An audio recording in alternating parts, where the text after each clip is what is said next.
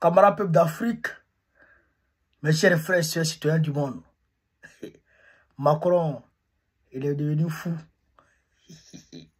Trump l'a trop traumatisé. Trump, comment tu peux mélanger à fois des gens comme ça? Tu sais que Macron là, il n'est pas solide.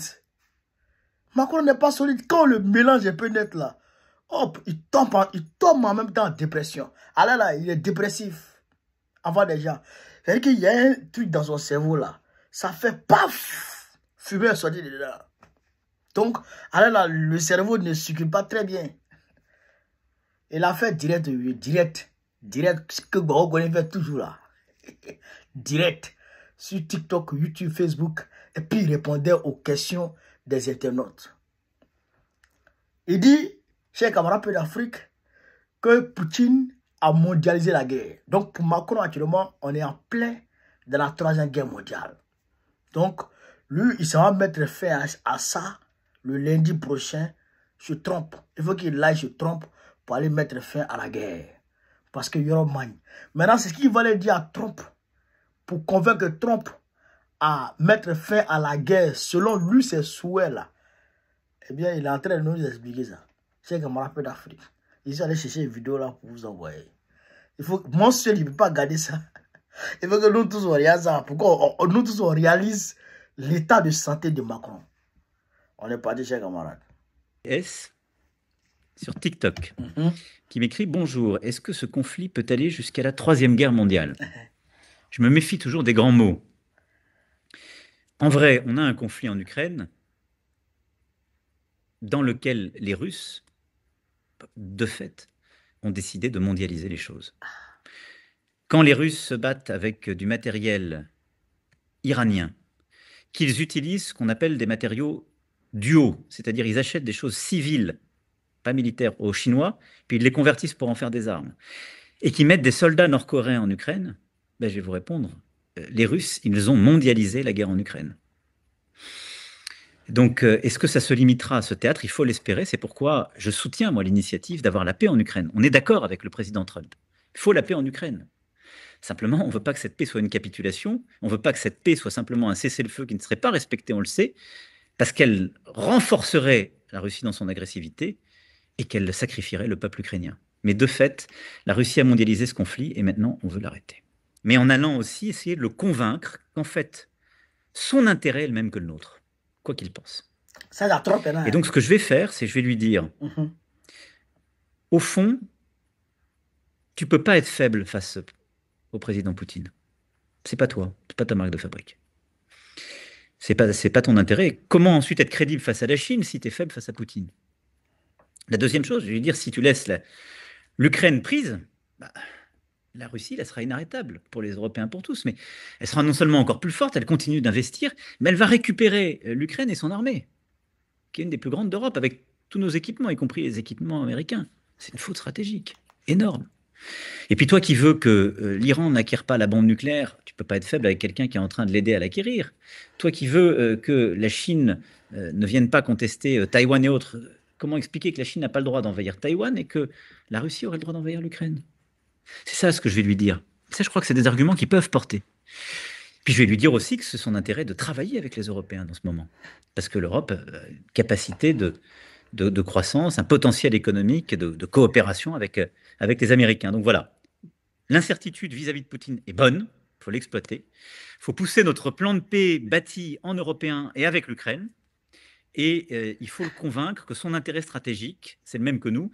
Et au fond, c'est quelqu'un qui veut bâtir la paix, nous aussi, qui défend l'intérêt de son pays, c'est légitime. Nous, on défend l'intérêt des Européens. Et donc voilà, il faut qu'on arrive à ces clarifications. Mais moi, j'y vais engagé, avec avec des interrogations que je veux lever, mais en faisant le maximum d'efforts, et je ferai sans relâche cela avec une unité des Européens.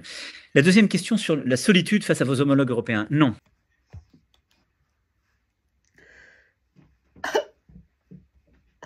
Vous avez vu? Au nom de Dieu, j'ai grand la paix d'Afrique. Non. Non, c'est un truc de dingue. C'est Macron qui parle comme ça.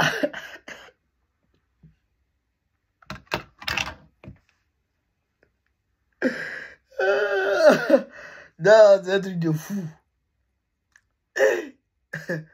Non, non, non, non, non, non, c'est pas possible. En fait, je suis sorti sur la vidéo. Il y a quelqu'un qui avait déjà coupé la vidéo, qui avait placé sur son mur. Donc, je suis sorti sur la vidéo et puis j'ai regardé. Il était avec mon petit go. J'ai dit, mais go, est-ce que ça là, c'est Macron qui parle? Il dit, ah, Weber, fais-moi voir. Je monte. Et ça là, c'est Macron qui parle. Et si c'est pas l'intelligence artificielle? Macron il va dévoiler un secret diplomatique comme ça. Comment il va aller parler à Trump? Il va dévoiler ça comme ça. Et si c'est pas l'intelligence artificielle qui parle? Il dit, ah, Weber, vraiment ça là, c'est l'intelligence. Au nom de Dieu, mon petit m'a dit, c'est l'intelligence artificielle. Et moi-même, j'étais convaincu que c'était l'intelligence artificielle. Mais je suis parti sur sa page à lui-même. Et j'ai essayé de trouver qu'il était en direct sur Facebook. Et j'ai écouté le direct et puis j'ai retrouvé les mêmes propos dedans. Il dit, ah, c'est pas l'intelligence artificielle, c'est Macron lui-même qui a parlé. Il était en direct sur TikTok, YouTube et Facebook. Il est modèle à 47 000 sur TikTok. C'est quand même Macron, président de la France, en train de dévoiler des secrets d'État. Frère, mais à quoi bon de nous expliquer tes stratégies d'attaque? Pourquoi tu vas nous dire ça ici? Tu ne peux pas dire, je vais le convaincre. Et bien, ça s'arrête là. Je vais le convaincre de trouver la paix selon nos stratégies à nous. Et puis, ça s'arrête là. Mais tu vas lui dire, je vais lui dire que oui, la Russie n'est pas bonne. Si tu laisses la Russie, eh bien, la Russie va prendre l'Ukraine avec tous nos armes avec, et les armes américaines aussi. C'est une erreur stratégique. Si tu t'amuses, la Russie, comment tu vas, comment on appelle ça? Si tu n'es pas intransigeant vis-à-vis de la Russie, comment tu peux être intransigeant vis-à-vis de la Chine qui veut peut-être prendre Taïwan? Mais quand tu dis ce genre de propos, quand tu tiens ce genre de propos, tu es en train de te mettre en porte-à-faux diplomatique avec la Chine. Tu es en train de te mettre à dos la Chine. La Chine a quoi, on va dire là? Pourquoi tu demandes aux États-Unis de ne pas accepter que la Chine envahisse ou la Chine récupère Taïwan? Tu es en train de te créer des problèmes avec les Chinois. Vous voyez les erreurs comme ça? Vous voyez les erreurs comme ça? Et il dit la Russie a mondialisé la guerre. Je ne comprends pas. En fait, Macron, il souffre de russophobie. Vous comprenez ça? Il souffre de Vladimir Poutine-phobie. C'est la Poutine-phobie qui est sur lui. Il souffre, hein? Il souffre énormément. Mais il dit, Poutine, la Russie nous attaque partout. Dans son direct là, non. La Russie nous attaque partout. Même sur nos intérêts stratégiques. Hein? Il dit que la Russie a même attaqué, lui ses réseaux sociaux en 2020. Pour affaiblir, comment on appelle ça, son audience pendant la campagne.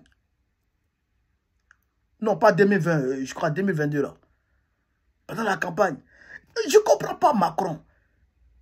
Hein? Non, c'est la Russie qui, quand il y a une information qui n'arrive pas à la France, la Russie multiplie ça. Elle paye les gens pour en parler. Regarde-moi les choses comme ça. Le gars, il a un problème. Hein. Macron, il est malade. Monsieur Macron, moi, je vous dis une chose. Hein. Il faut avoir la tête froide. En diplomatie, quand on gère un État, on n'est pas embrouillé, on n'est pas agité. On se calme. Souvent, on oublie, on va au cinéma, on va regarder un film. Et on revient penser au problème. On ne veut pas coûte que coûte trouver les... C'est pourquoi vous tombez dans la dépression chaque fois là. Ah, lui-même, il a dit hein, qu'il était tombé dans la dépression. Macron lui-même a dit ça. C'est pourquoi vous êtes tous dépressifs. C'est vrai que il faut souvent mettre balle à terre. Il faut souvent oublier, sortir du cadre politique pour pouvoir retrouver vos esprits et puis après venir réfléchir au problème. Mais vous venez vous exhiber comme ça là. Mais c'est grave. C'est grave pour un président français.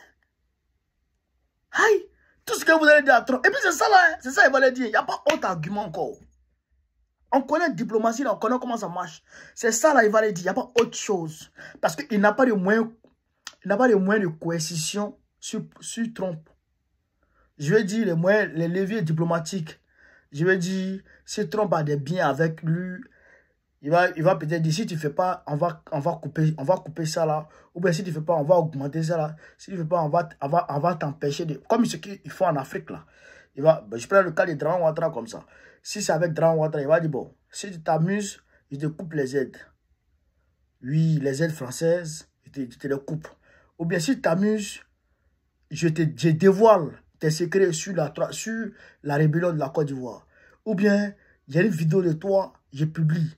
Il a tous ces trucs-là sur Draman Ouattara. Mais sur Trump, là, il n'a pas. Il peut peut-être dire, Draman Ouattara, tes biens qui sont ici, là, je vais attaquer pour bien mal acquis. Il a tout ça sur Draman. Mais sur Trump, il n'a pas. Il n'a pas tout ça. Donc, les arguments qu'il va utiliser devant Trump, c'est ça qu'il a dit. Hein? C'est ça qu'il a dit, là. Ce qu'il va le dire à Trump, c'est ça qu'il est là. Et avec ces mots-là, il va tenter de faire changer Trump. Ou bien de faire accepter à Trump leur stratégie à eux. Mais les mots ne suffisent pas. Trump, lui, il est dans le business. Qu'est-ce que ça peut lui rapporter? Lui, il a déjà discuté avec Poutine. C'est que Trump a multiplié les déclarations la semaine dernière. C'est parce qu'il a causé avec Poutine. Et puis il sent qu'avec Poutine, il va s'en sortir avec beaucoup de choses positives. Mais oui. Il va s'en sortir avec beaucoup de choses positives dans l'intérêt des Américains. Il ne gère pas les intérêts des Européens. Il ne gère pas les intérêts des Africains. Il gère les intérêts d'aucun pays, à part les intérêts des États-Unis. Donc, si tes propositions à 2 balles là ne tiennent pas la route, tu vas aller gaspiller ton kérosène pour rien. Tu vas gaspiller ton kérosène pour rien. Il va te recevoir avec les honneurs, mais tu vas gaspiller pour rien. Il ne va jamais accepter. Lui, il a dit, c'est business. Il vous a dit, oh, vous avez fait 3 ans ici, vous n'avez pas créé de table de négociation. Lui, il est arrivé là, il a créé sa table de négociation. Et vous voulez vous asseoir à sa table, vous ne vous assurez pas parce qu'il est dans ses business. Trump est dans ses business. Dans l'intérêt des États-Unis d'Amérique. C'est tout. Il va vous montrer ce qu'on appelle politique. Est-ce que vous êtes embrouillé d'abord? Est-ce que vous avez pété cap d'abord? Non, vous n'avez pas encore pété cap. Vous n'êtes pas encore embrouillé dans la tête. Il va vous montrer ça. Il va vous montrer ça. Voici la Russie sur le continent européen. À quelques heures de vol, vous êtes à Moscou. Au lieu de prendre Moscou pour allier, vous faites pas ça. C'est les États-Unis, vous allez chercher loin là-bas, outre-Atlantique, vous allez chercher là-bas pour être vos alliés. Alors que si la Russie, l'accident de Tchernobyl, est-ce que les radiations ne sont pas arrivées en Europe ici? Les radiations sont arrivées, on dit que les radiations se sont arrêtées à la frontière française. Ok, c'est faux. Il y en a qui sont rentrés en France ici. Mais est-ce que ça arrive aux États-Unis? Vous avez le même problème à peu près. Vous avez à peu près le même problème géographique. Mais oui. Au lieu de renforcer vos coopérations avec la Russie, c'est avec les États-Unis qui sont outre-Atlantique, on va renforcer vos coopérations, vos relations. Voilà maintenant, Trump vous a doublé. Il dit ce que vous ne pouvez pas faire là. J'ai fait ça. Vous allez voir un peu. Il sait que la Russie est une grande puissance. La Russie a des terres vastes. La Russie ne peut même pas exploiter toutes ces terres. Jamais de la vie. Jusqu'à la fin des temps, elle ne peut pas exploiter toutes ces terres. 17 millions de kilomètres carrés. Pour moins de 200 millions d'habitants. 17 millions de kilomètres carrés. Pour moins de 200 millions d'habitants. Vous comprenez ça? La Chine, ça fait 9 millions de kilomètres carrés pour 1 milliard 400 millions d'habitants. La Russie est 2 fois plus grande que la Chine. Et la population chinoise, par rapport à la population russe, on ne peut même pas les comparer. Vous, l'Europe, la Russie est 2 à 3 fois plus grande que l'Europe occidentale. 2 à 3, voire 4 fois plus grande. Voire 4 fois plus grande que l'Europe occidentale. Vous êtes à peu près 450 millions d'habitants. Europe occidentale. Alors que la Russie est plus vaste que vous. Toute la terre russe est riche. La Russie ne peut pas exploiter tout ça. Donc, Trump a vu clair dedans. Il coopère lui. Joe, tu as quoi pour moi? Il y a ça pour toi. Ok, on va sur ta base. On va sur cette base. C'est tout. Lui, il travaille selon les intérêts. Il protège les intérêts des États-Unis. Il veut rendre l'Américain riche. C'est pourquoi il a créé son concept America First. Donc, camarade peu d'Afrique, voilà un peu ce qui se passe. Voilà ce qui se passe. Sur ce, vive l'Afrique libre. Vive le panafricanisme. Vive tous les présidents panafricains. Gbagbo, président de la République Côte d'Ivoire en octobre prochain.